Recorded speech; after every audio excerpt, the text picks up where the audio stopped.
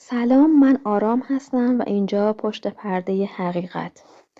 امشب میریم سراغ یکی از تاریک‌ترین و بحث برانگیزترین پرونده‌های جنایی ایران. پرونده‌ای که قاتلانش نه دزد بودن نه تبهکار حرفه‌ای، بلکه کسانی بودند که باور داشتند حق کشتن دارند. این داستان قتل‌های محفلی کرمانه، جایی که یک گروه کوچیک تصمیم گرفتن عدالت رو خودشون اجرا بکنن.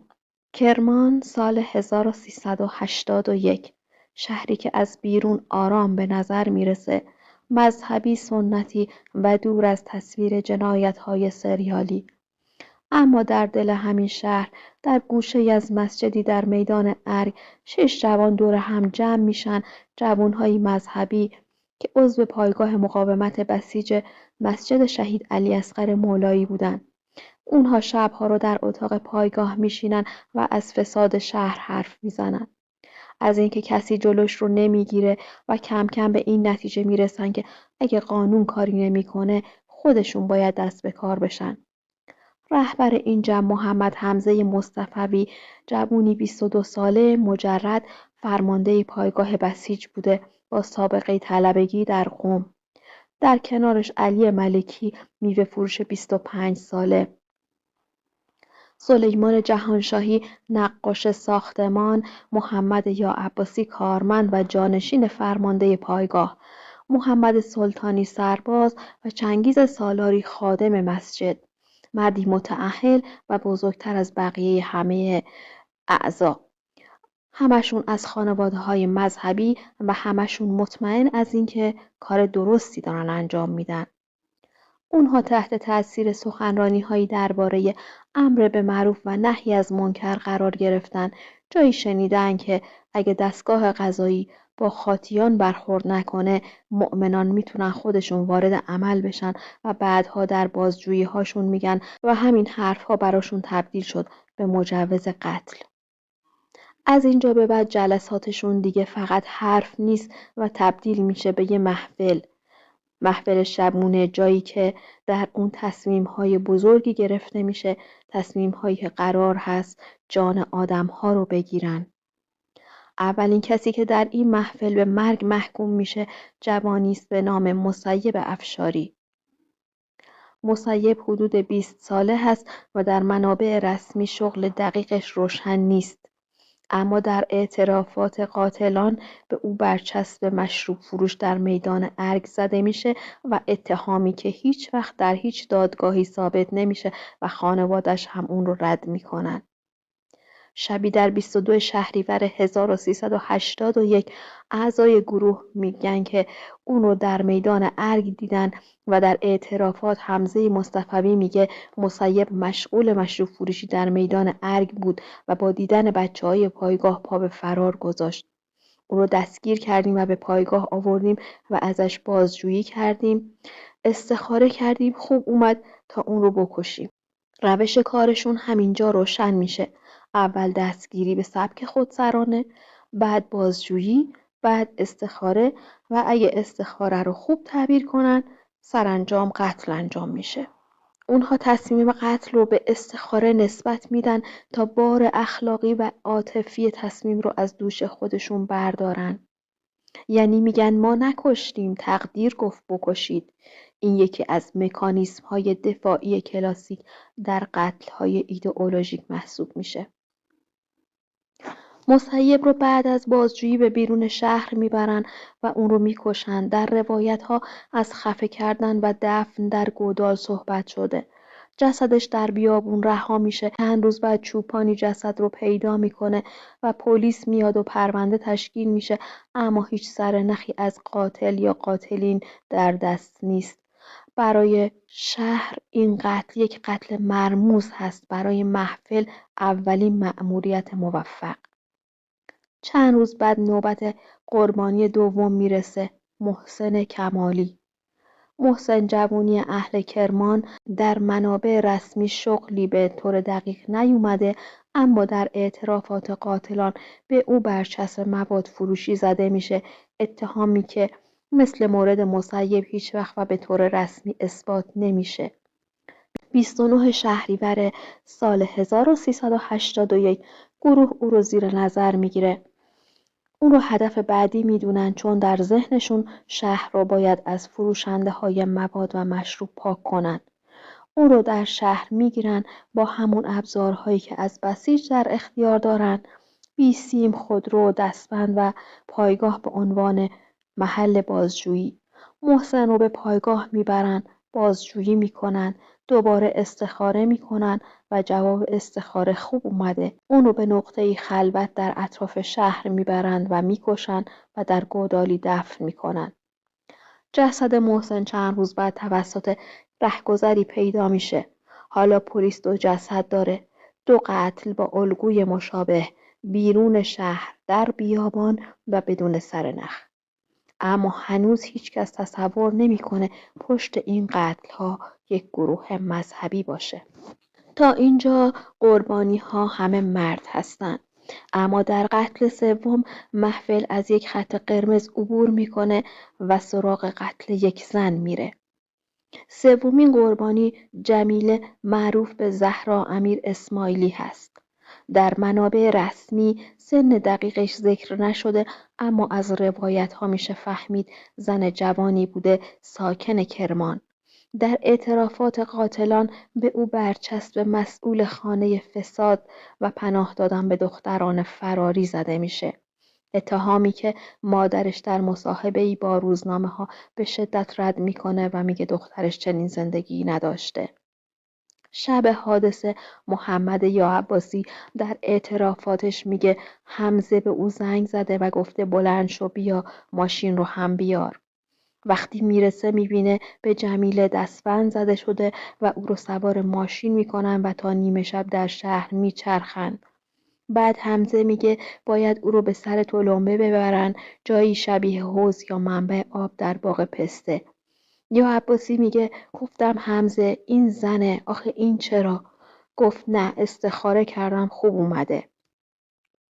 در باغ پسته جمیله رو به کنار حوض میبرن و در اعترافات حمزه میگه او رو به نام زهرا میشناختیم، مسئول خانه های فساد بود و دختران فراجی رو پناه میداد. او رو به باغ پسته بردیم، علی ملکی روی کمرش نشست، من هم تنش رو زیر آب بردم.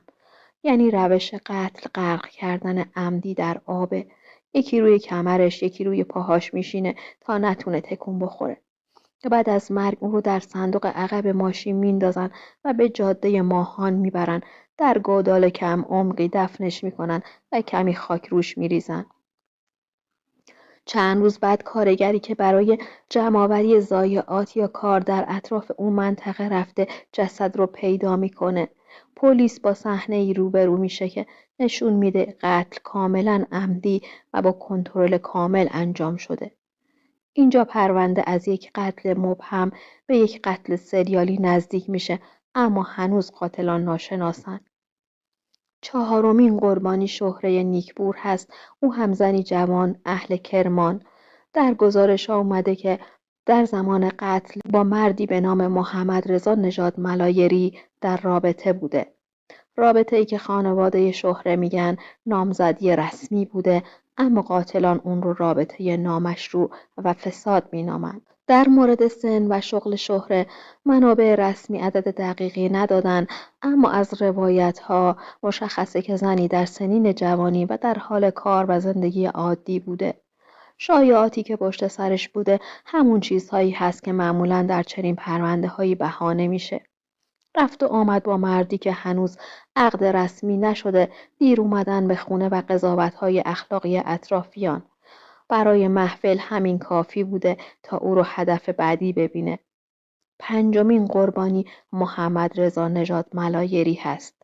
مردی که با شهره در ارتباط بوده و در اعترافات قاتلان به او و شهره برچسب رابطه نامشروع و مشارکت در توزیع مشروبات الکلی زده میشه. اتهامی که خانواده شهره رد میکنن و میگن این 2 نامزد بودن. قتل شهره و محمد رضا نقطه عطف پرونده است، چون این بار قتل‌ها فقط در بیابان و گودال نمیمونه، بلکه یه ردی از خودش به جا میذاره که پلیس میتونه اون رو دنبال کنه. شبی در آبان سال 1381 گروه تصمیم میگیرن این دو رو پاکسازی بکنن. اونها رو سوار ماشین میکنن، به بیرون شهر میبرن. روش قتل در این مورد ترکیبی از خشونت مستقیم و سر به نیست کردن بوده. صبح روز بعد لاشه سوخته خودروی محمد رضا در یکی از جاده‌های اطراف کرمان پیدا میشه. ماشینی که عمدن آتش زده شده تا آثار جرم از بین بره. 2 هفته بعد ماموران در جاده جوپار به جسد محمد رضا میرسن و جسد شهره هم در همون روند کشف میشه. اینجا دیگه پلیس مطمئن میشه که با یک سری قتل‌های مرتبط با هم طرف هستش. قتل‌هایی که قربانیانش یا متهم به مواد یا مشروب و یا فساد اخلاقی شدن و همشون به شکل مشابهی روبوده شده و به مکانهای خلوت کشونده شدن، بازجویی، تصمیم گیری در محفل و در نهایت قتل و تلاش برای سر به نیست شدن جسد. اما هنوز یه سوال بزرگ بی جوابه. چه کسی پشت این قتل هاست؟ پاسخ این سوال با یک اشتباه شروع میشه. اسفند سال 1381 یکی از اعضای گروه در ماجرایی جدا از قتل‌ها در یک درگیری تحت تعقیب قرار میگیره و بازداشت میشه. در جریان بررسی‌ها پلیس به سرنخ‌هایی میرسه که به قتل‌ها ربط داره. از جمله ارتباطات، پیام‌ها و رفت و آمدهایی که با زمان و مکان قتل‌ها همخونی داشته. پیگیری ماموران باعث میشه ابتدا 1 نفر و بعد 5 نفر دیگر از همین حلقه بسیج مسجد بازداشت بشن. در بازجویی‌ها کم کم دیوار سکوت میشکنه و محمد یا عباسی در اعترافاتش مینویسه چون آقای مصطفوی گفت این کارو باید بکنید ما همین کارو کردیم. خدا ما رو ببخشه. یعنی خودش رو نه تصمیم گیرنده بلکه مجری دستور رهبرش میدونه. این هم یه نکته روانشناختی مهمه. در قتل‌های گروهی اعضای پایین دست معمولا مسئولیت رو به رهبر نسبت میدن و خودشون رو فقط یک ابزار میبینن. با راهنمایی متهمان پلیس به محل‌های دفن و رها کردن جسدها میره. اونها نشون میدن مسیب و محسن رو کجا دفن کردن. جمیله رو کجا در باغ پسته غرق کرده و بعد در گودال انداختن. شهره و محمد رضا رو چطور کشته و ماشین رو کجا سوزاندن. اینجا دیگه پرونده از حد حدس و گمان خارج میشه و تبدیل میشه به یک اعتراف کامل با صحنه‌گردانی و بازسازی صحنه جرم. روند قضایی این پرونده سالها طول میکشه. متهمان چند بار در دادگاه‌های مختلف محاکمه میشن. چند بار حکم اعدام میگیرن، چند بار احکام نقض میشه و دوباره رسیدگی میشه. 2 سال بعد از قتل‌ها خانواده 3 نفر از مقتولان مسیب افشاری، محسن کمالی و جمیله امیر اسماعیلی با دریافت دیه رضایت میدن. اما خانواده شهره نیکپور و محمد رضا نژاد ملایری تا سالها رضایت نمیدن. اما در نهایت در سال 1397 اعلام میشه که آخرین اولیای دم هم رضایت داده و پرونده بعد از 16 سال بسته شد. در تمام این سالها یک چیز در اعترافات قاتلان ثابت بوده. اونها خودشون رو جنایتکار نمیدونستن. خودشون رو مجری احکام الهی میدونن. میگن برای خدا کشتیم. میگن اگه دوباره به دنیا بیایم شاید باز هم همین کار رو بکنیم. اینجا قلب روانشناختی پرونده است. وقتی یک انسان یا یک گروه خودش رو بالاتر از قانون و اخلاق بدونه و باور کنه که حق داره جان دیگری رو بگیره، جنایت براش تبدیل میشه به یک وظیفه. این پرونده فقط داستان 5 قتل در کرمان نیست. داستان اینه که چطور شایعه میتونه جان بگیره. چطور برچسب مفسد میتونه حکم مرگ باشه. چطور یک محفل کوچیک در سکوت میتونه تبدیل بشه به ماشین مرگ و چطور یک شهر آرام سالها بعد تازه میفهمه چه تاریکی از کنارش گذشته. نظر شما چیه؟ نظراتتون رو برای من کامنت بکنید و لطفاً این کانال رو سابسکرایب کنید تا پرونده های بعدی رو از دست ندید. روز و روزگارتون خوش.